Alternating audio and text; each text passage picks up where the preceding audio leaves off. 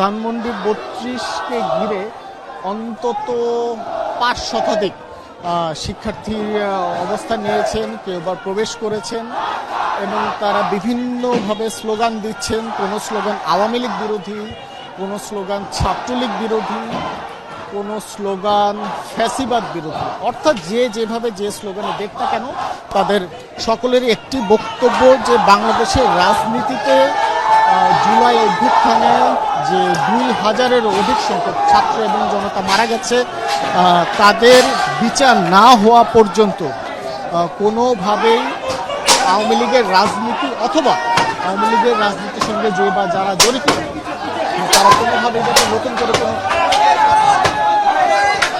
করে কোনো বক্তব্য অথবা কোনো ধরনের কোনো প্ল্যাটফর্মে যাতে যুক্ত হতে না পারে, সেই ঘোষণা দিয়েই কিন্তু তারা তাদের আজকের এই কর্মসূচি, পূর্ব ঘোষিত কর্মসূচি, সেই কর্মসূচি পালন করছেন।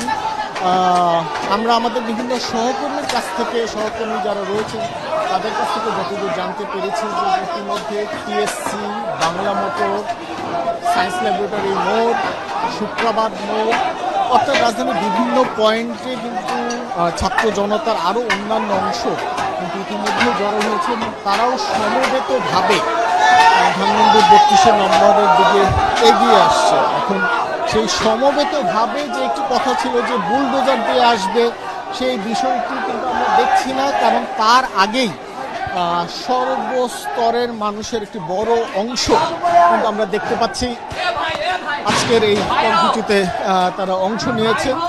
এবং অংশ নেওয়ার পরে আমরা তাদের সঙ্গে যখন কথা বলছিলাম, তারা কিন্তু আমাদেরকে জানাচ্ছিলেন যে তাদের লক্ষ্য এবং উদ্দেশ্য একটি, ফ্যাসিবাদ যাতে আর কোনোভাবে, সেটা সামাজিক মাধ্যম হোক কিংবা বাংলাদেশের রাজনীতির ময়দান হোক অথবা অন্য কোনো প্ল্যাটফর্মে হোক, কোনোভাবেই তারা ফ্যাসিবাদকে বাংলাদেশে আর ফিরে আসতে দিবেন না। এবং তার প্রেক্ষিতেই কিন্তু আজকের এই কর্মসূচি, এবং এই কর্মসূচি শুরুর দিকে আমরা মনে করছিলাম রাত ৯টায় শুরু হবে, কিন্তু ৯টা বাজতে এখনো বেশ সময় বাকি। তার আগেই কিন্তু এখানে সাধারণ মানুষ অংশ নিয়েছেন। কেউ কেউ এখান থেকে শুধুমাত্র দেখতে এসেছেন, তারা ফেসবুক লাইভে এই জায়গার যে ঘটনা, ধানমন্ডি ৩২ নম্বরের ঘটনা, তারা প্রচার করছেন।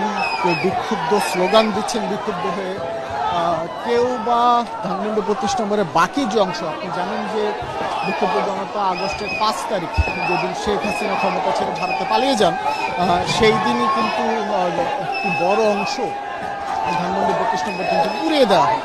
মূলত তার পরবর্তীতে এই ৩২ নম্বরকে ঘিরে মূলত যে আগুনের যে একটি ছোঁয়া, সেটা পুরোটাই কিন্তু আমরা ৩২ নম্বরের বাসভবন জুড়ে রয়েছে। এবং তারপরে যাতে একটি ইট না থাকে, এই ধানমন্ডি ৩২ নম্বরে শেখ মুজিবের যে জাদুঘর, সেই জাদুঘরকে তা নিশ্চিত করতে কিন্তু বিপুল সংখ্যক শিক্ষার্থী অংশ নিয়েছেন।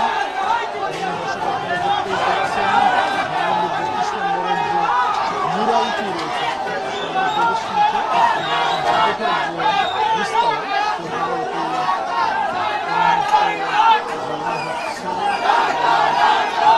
বিভিন্ন ধরনের স্লোগান, সেই স্লোগান এককভাবে দিচ্ছে। কিন্তু আমরা যদি সমবেতভাবে চিত্রকে বর্ণনা করতে চাই, তাহলে এই যে ছাত্র জনতার অবস্থা, সেই অবস্থা থেকে একটি ঘোষণা সামাজিক যোগাযোগ মাধ্যম অথবা রাজনৈতিক প্ল্যাটফর্ম কিংবা আন্তর্জাতিক যে কোনো জায়গা থেকেই ফ্যাসিবাদের অন্যতম ক্রীড়ানক হিসেবে বাংলাদেশের রাজনীতিতে পরিচিত আওয়ামী লীগের স্থান কিন্তু হবে না।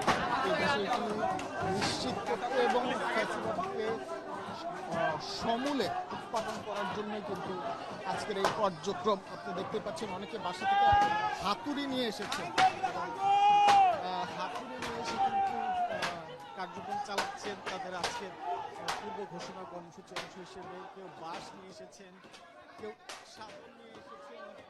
তবে একটি শঙ্কার কথা থেকেই যাচ্ছে যে বিক্ষিপ্তভাবে এই ধরনের কার্যক্রম করার ফলে যারা বিক্ষোভ প্রদর্শন করছেন